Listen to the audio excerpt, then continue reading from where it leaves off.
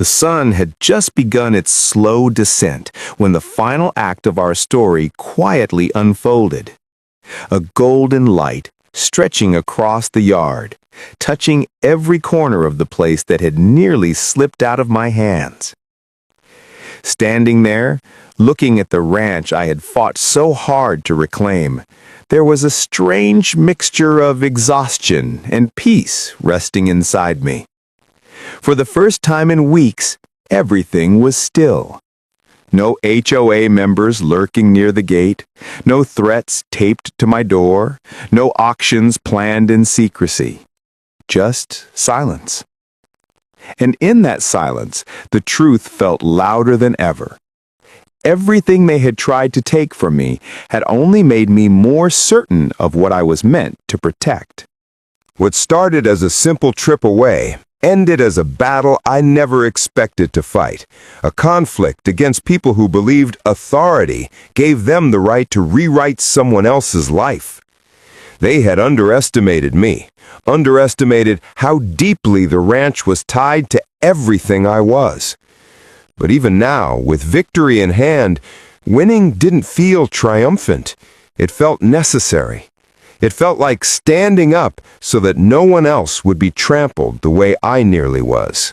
The full scope of what happened hit me the moment I stepped inside the old barn. The dust, the smell of hay, the tools still hanging where I left them weeks before. Everything was as I remembered it, except for one thing. The security camera light is blinking, a reminder of the night they broke in.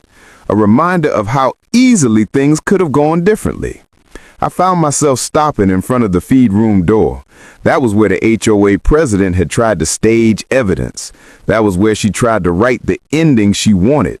And now, standing there, I realized how important the truth was, how important it always had been. People say justice is slow, but for once, it felt almost swift.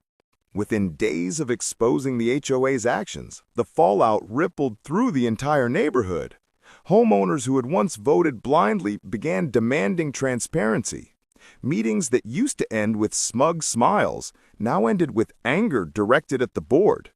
The president, the same person who once marched around as if she owned every inch of the community, found herself stripped of authority, her position dissolved, her influence gone.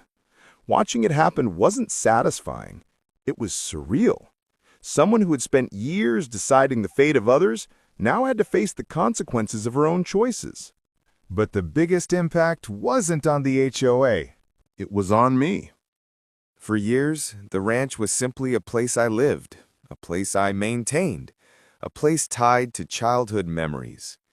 But this ordeal changed the meaning of everything. I began to see it differently. Less as property and more as heritage, more as proof of the life I built, the quiet resilience that kept me going. And that transformation didn't happen in a dramatic moment.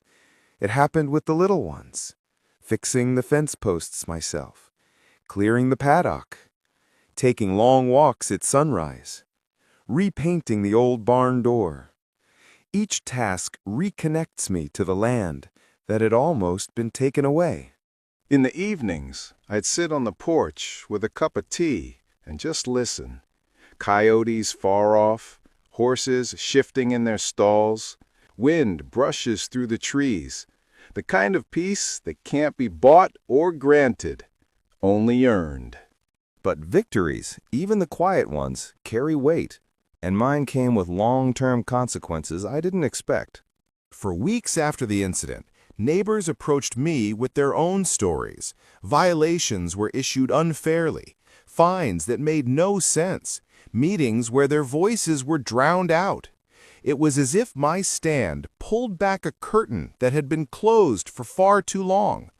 People began asking for help, how to document misconduct, how to protect their rights, how to resist when pushed into corners.